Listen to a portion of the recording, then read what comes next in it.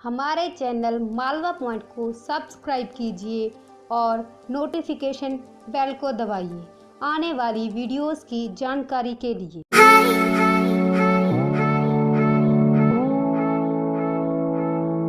Taiwan की technology company Asus ने Android गो के साथ नया budget smartphone Zenfone live L1 Indonesia में पेश किया है।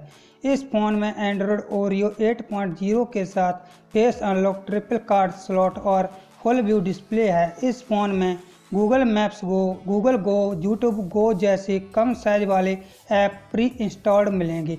हालांकि आसूस ने जेनफोन लाइव एल की बाजार में उपलब्धि और कीमत के बारे में कोई जानकारी नहीं दी है, लेकिन इसकी कीमत 7,200 रुपये बताई जा रही है। आसूस के जेनफोन लाइव एल1 को 2 वर्जन में पेश किया गया है।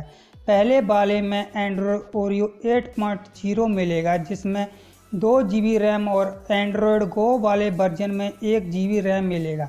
इसके अलावा फ़ोन में ड्यूल सिम 5.45 इंच की HD+ डिस्प्ले है, जिसका एस्पेक्ट रेशियो 18:9 है।